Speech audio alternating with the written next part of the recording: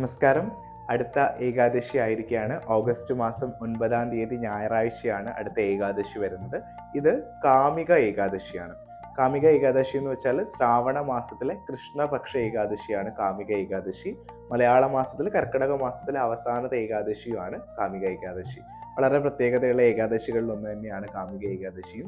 ഇതിൻ്റെ ഒരു ഫലം പറയുന്നതെന്ന് വെച്ചാൽ നമ്മുടെ സകല പാപങ്ങളിൽ നിന്നും മുജ്ജന്മങ്ങളിലും അതുപോലെ തന്നെ ഇപ്പോഴും നമ്മൾ നേരിട്ട് കൊണ്ടിരിക്കുന്ന കർമ്മദോഷങ്ങൾ, പാപദോഷങ്ങളിൽ നിന്നൊക്കെ തന്നെ നമുക്ക് മോചനം ലഭിക്കാൻ കാരണമാകുന്ന ഒരു ഏകാദശിയായിട്ടാണ് കാമിക ഏകാദശി കാണുന്നത്. അതുപോലെ തന്നെ ഭയങ്ങൾ പല കാര്യങ്ങളിലും, പ്രത്യേകമായിട്ട് ഈ മരണഭയം അല്ലെങ്കിൽ അത്തരത്തിലുള്ള ഭയ ആശങ്കകളിൽ നിന്നൊക്കെ തന്നെ നമുക്കൊരു മോചനം ലഭിക്കാനായിട്ട് കാമിക ഏകാദശി അനുഷ്ഠിക്കുന്നതിലൂടെ സാധിക്കുമെന്ന് പറയുന്നുണ്ട്.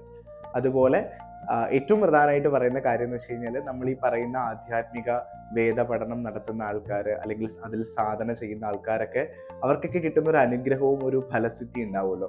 ആ ഫലസിദ്ധിയേക്കാൾ കുറച്ചുകൂടെ ഉയർന്ന രീതിയിലുള്ള ഫലസിദ്ധി കിട്ടാൻ കാരണമാകുന്ന ഒരു ഏകാദശിയാണ് കാമിക ഏകാദശി എന്നാണ് പറയുന്നത്. അപ്പോൾ അതുകൊണ്ട് തന്നെ സാധിക്കുന്നവരൊക്കെ തന്നെ, ഞായറാഴ്ചയാണ്, അപ്പോൾ സാധിക്കുന്നവരൊക്കെ തന്നെ ഏകാദശി അനുഷ്ഠിക്കാനായിട്ട് ശ്രമിക്കുക.